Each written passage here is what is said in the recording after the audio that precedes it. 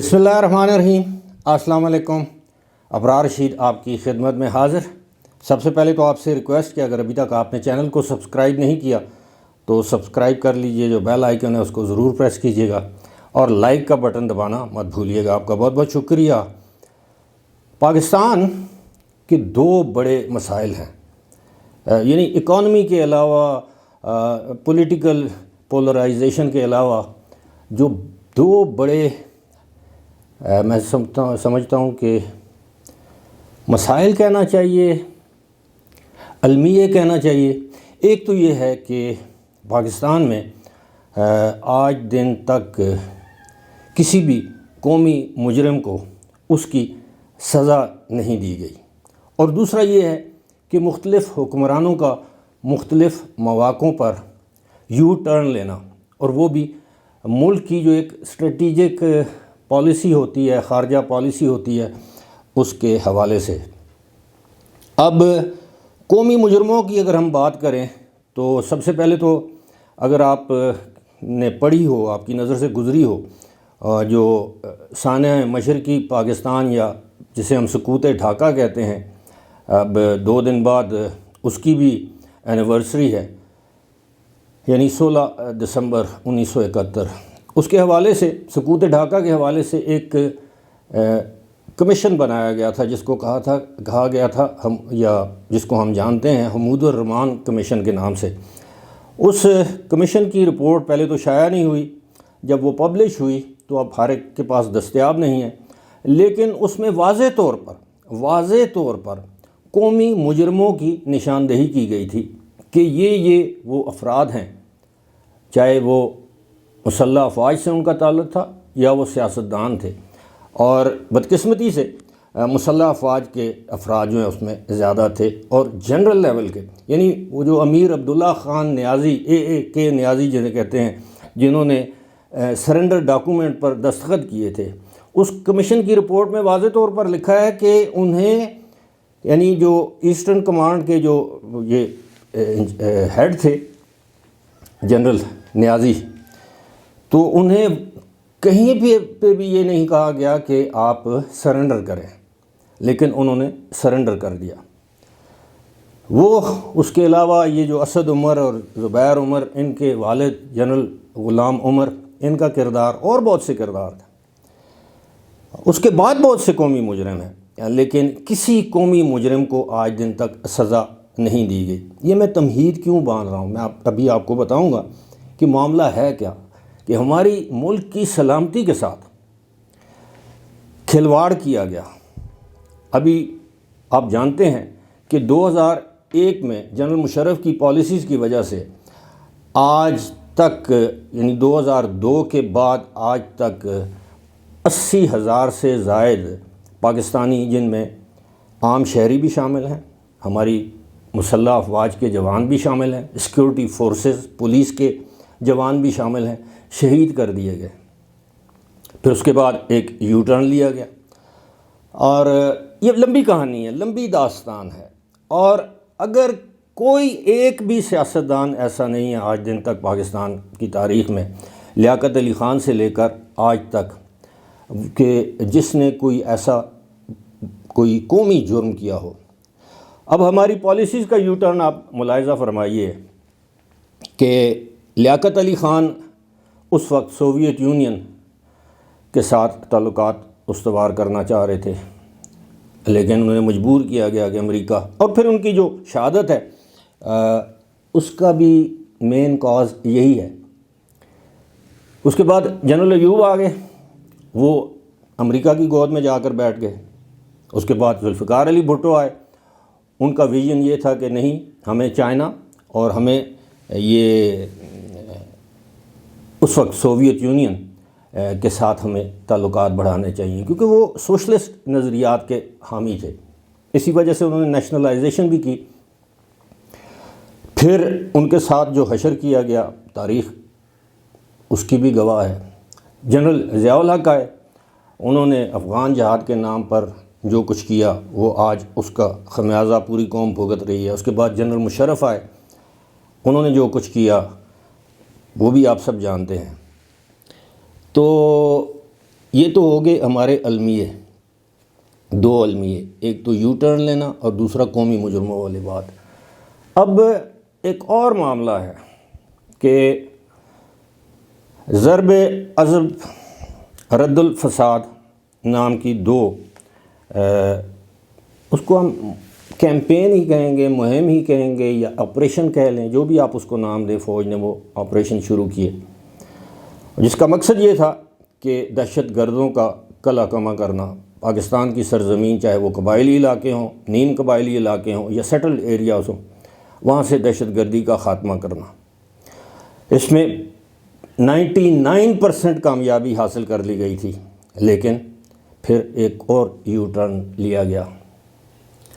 یہ 2 سال پہلے کی بات ہے۔ جنرل قمر جاوید باجوہ، جنرل فیاض حمید، عمران خان اس وقت وزیر اعظم تھے، ان کی پالیسی تھی کہ نہیں جی، یہ ہمارے لوگ ہیں، بھٹکے ہوئے لوگ ہیں، انہیں یعنی ٹی ٹی پی والوں کو، یہ جنگجو ہیں۔ عمران خان نے تو اپنی تقریروں میں متعدد مرتبہ کہا کہ 10,000 جنگجو تھے جو ہمارے لوگ تھے، ان کو ہم نے واپس لا کر آباد کیا ہے۔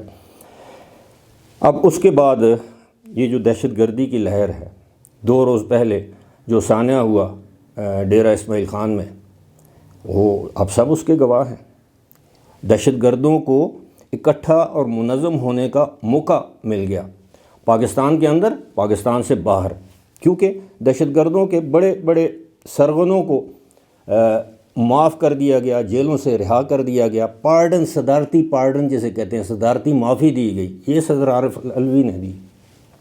پھر اس کا نتیجہ، اس کا خمیازہ آج دن تک ہم بھگت رہے ہیں۔ سیاستدان سے معمولی غلطی ہو جائے، اس کو اقامہ نہ ہونے کی بنیاد پر نااہل قرار دیا جاتا ہے، اور صدر کو استثناء حاصل ہے، صدر کے خلاف خط نہ لکھنے کی پاداش میں یوسف رضا گیلانی کو نااہل قرار دیا گیا، نواز شریف کو وہ اقامہ والے کیس میں، پاناما سے اقامہ، وہ بھی آپ کے سامنے ہے۔ یعنی سیاستدان جسے کہتے ہیں کہ آسان ٹارگٹ، جسے کہتے ہیں اسکیپ گوٹ ہمیشہ رہا ہے، لیکن یہ جو ہمارے جو جنرل صاحبان، کوئی چیف آف آرمی سٹاف رہا ہے، کوئی D G I S I رہا ہے، انہوں نے کیا کیا کھلواڑ نہیں کیا ماضی میں اس ملک کے ساتھ، لیکن آج بھی اس طرف کوئی نہیں جاتا۔ ابھی آپ دیکھیں کہ یہ جو واقعہ ہوا ہے ڈیرہ اسماعیل خان والا، اگر اس کی تہہ تک آپ جائیں تو یہی کھرا وہیں پہ پہنچتا ہے کہ جناب ان لوگوں کو آپ نے معافیاں دی ہیں، ان لوگوں کو پاکستان میں آنے کی اجازت دی ہے، آباد کیا ہے دوبارہ کہ یہ ہمارے بھٹکے ہوئے لوگ ہیں، اور دوسری جانب بلوچوں کو آپ غائب کر رہے ہیں، بلوچوں کو آپ مار رہے ہیں، اور ان کو اپنے بھٹکے ہوئے لوگ نہیں سمجھ رہے، لیکن ان کو کیا تو اس کا نتیجہ کیا نکلا؟ اس کا نتیجہ یہ نکلا، یہ سانحہ، اچھا یہ ایک سانحہ نہیں ہوا، اس سے پہلے متعدد ذوب میں ہوا ہے، چمن میں ہوا ہے، سیکورٹی فورسز پر حملے، یہ مسلسل بنوں میں ہوا ہے واقعہ۔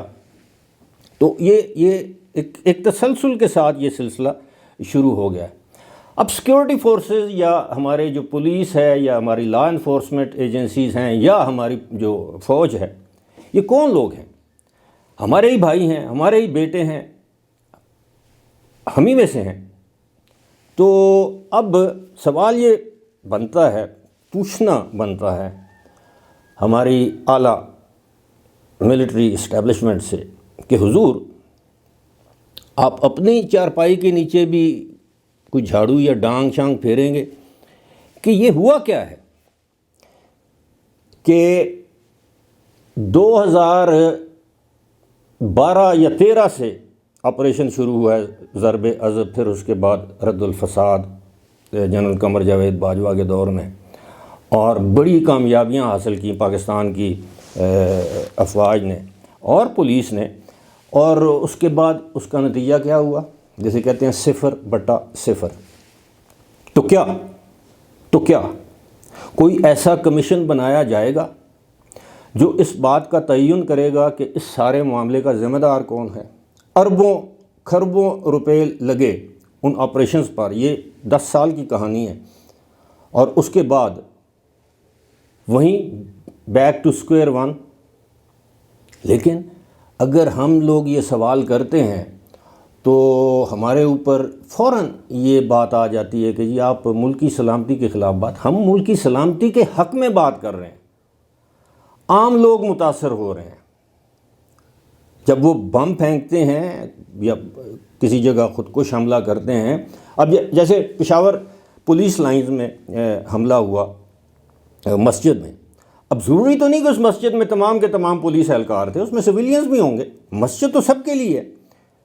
باجوڑ میں حملہ ہوا، مولانا فضل الرحمان کے کوئی علاقائی کنونشن تھا، میرا خیال ہے 31 اگست یا 31 جولائی یا 1 اگست کو باجوڑ میں، اس میں 150 لوگ مارے گئے. وہ کون تھے؟ پاکستانی معصوم شہری. تو متاثر تو ہم بھی ہو رہے ہیں، اور سب سے زیادہ.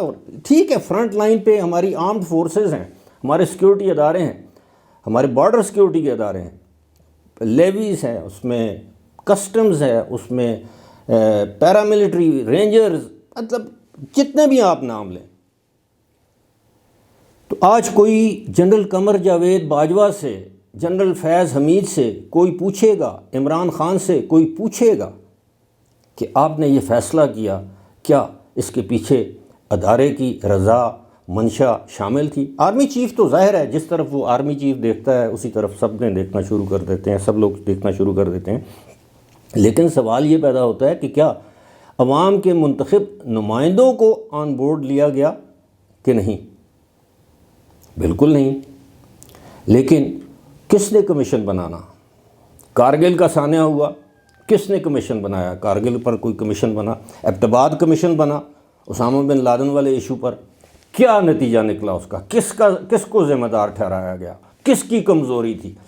ملک کی سرحدوں فضائی ہوں یا زمینی ہوں، بری جسے کہتے ہیں، یا بحری، سرحدوں کی حفاظت کس کی ذمہ داری ہے؟ لیکن نہیں، کسی پر جسے کہتے ہیں نا وہ الزام لگانا دور کی بات، کسی کو ذمہ دار نہیں قرار دیا گیا. خیر، اگر اب بھی ہم لوگوں نے بحیثیت قوم ہوش کے ناخن نہ لیے تو آپ یقین کیجئے خاکم بدہن پاکستان کی سلامتی حقیقت میں خطرے میں ہے. آج بھی باتیں ہو رہی ہیں کہ جناب تحریک طالبان پاکستان سے کوئی بیک ڈور چینل کے ذریعے مذاکرات ہو رہے ہیں. اگر ایسا کیا جا رہا ہے تو پھر آپ ان اپنے شہداء کے خون کے ساتھ غداری کر رہے ہیں. فی الحال مجھے دیجیے اجازت. خدا حافظ.